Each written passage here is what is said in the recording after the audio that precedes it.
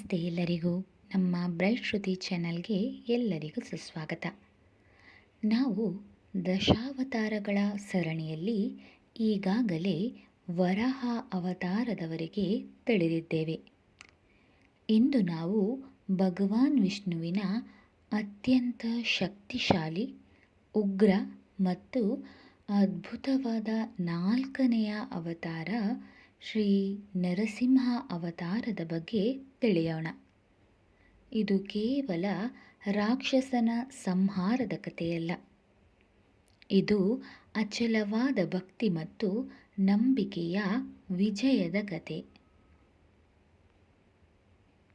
ವರಾಹ ಅವತಾರದಲ್ಲಿ ಮರಣ ಹೊಂದಿದ ಹಿರಣ್ಯಾಕ್ಷನ ಅಣ್ಣ ಹಿರಣ್ಯಕಶಿಪು ತನ್ನ ತಮ್ಮನ ಸಾವಿಗೆ ಕಾರಣನಾದ ವಿಷ್ಣುವಿನ ಮೇಲೆ ಸೇಡು ತೀರಿಸಿಕೊಳ್ಳಲು ನಿರ್ಧರಿಸುತ್ತಾನೆ.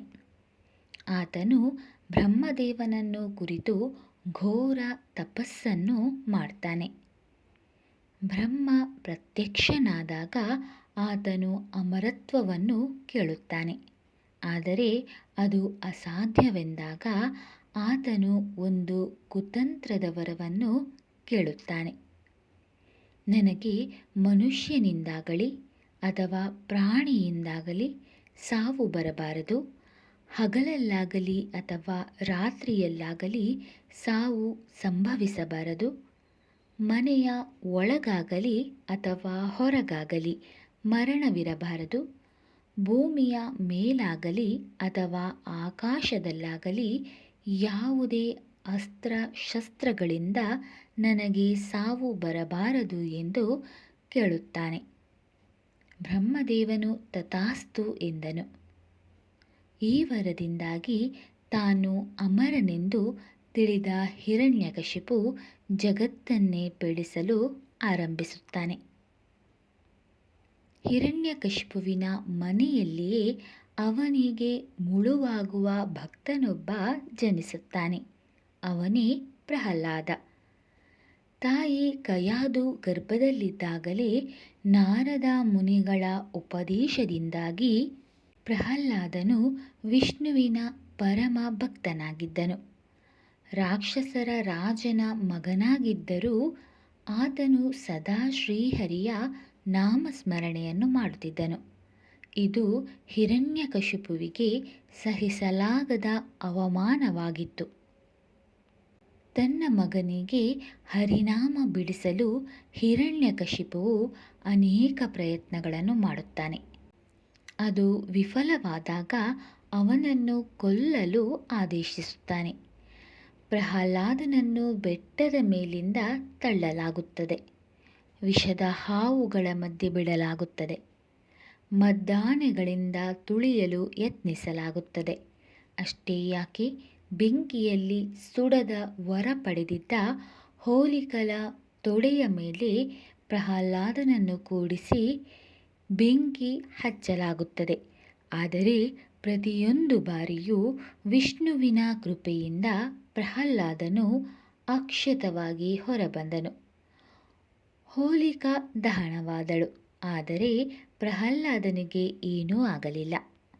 ಅಂತಿಮವಾಗಿ ಕೋಪೋದ್ರಿಕ್ತನಾದ ಹಿರಣ್ಯಕಶಿಪುವು ಪ್ರಹ್ಲಾದನನ್ನು ಕರೆದು, ಎಲ್ಲಿದ್ದಾನೆ ನಿನ್ನ ಶ್ರೀಹರಿ? ಈ ಕಂಬದಲ್ಲೂ ಇದ್ದಾನೆಯೇ ಎಂದು ಕೇಳುತ್ತಾನೆ.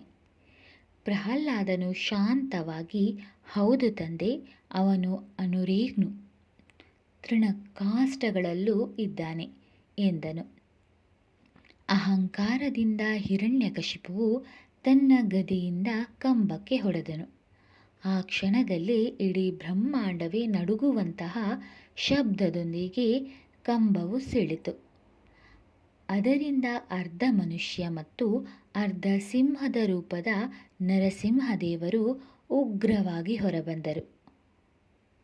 ಬ್ರಹ್ಮನ ವರಕ್ಕೆ ಸ್ವಲ್ಪವೂ ಚ್ಯುತಿ ಬಾರದಂತೆ ನರಸಿಂಹದೇವರು ಹಿರಣ್ಯಕಶಿಪುವನ್ನು ಸಂಹರಿಸಲು ಸಮಯ ಮತ್ತು ಸ್ಥಳವನ್ನು ಆಯ್ಕೆ ಮಾಡಿಕೊಂಡರು. ಅವರು ಮನುಷ್ಯನೂ ಅಲ್ಲ, ಪ್ರಾಣಿಯೂ ಅಲ್ಲ, ನರಸಿಂಹ. ಸಮಯ ಹಗಲೂ ಅಲ್ಲ, ರಾತ್ರಿಯೂ ಅಲ್ಲ, ಸಂಧ್ಯಕಾಲ. ಸ್ಥಳ ಒಳಗೂ ಅಲ್ಲ, ಹೊರಗೂ ಅಲ್ಲ, ಮನೆಯ ಹೊಸ್ತಿಲು. ಆತನು ಭೂಮಿಯ ಮೇಲೂ ಇಲ್ಲ, ಆಕಾಶದಲ್ಲೂ ಇಲ್ಲ, ಭಗವಂತನ ತೊಡೆಯ ಮೇಲೆ. ಯಾವುದೇ ಅಸ್ತ್ರವಿಲ್ಲದೆ ಕೇವಲ ತನ್ನ ಚೂಪಾದ ಉಗುರುಗಳಿಂದ ಆ ದೈತ್ಯನ ಎದೆಯನ್ನು ಸೀಳಿ ಸಂಹರಿಸಿದರು. ಹಿರಣ್ಯಕಶಿಪುವಿನ ಮರಣದ ನಂತರವೂ ನರಸಿಂಹನ ಕ್ರೋಧ ಆರಿರಲಿಲ್ಲ.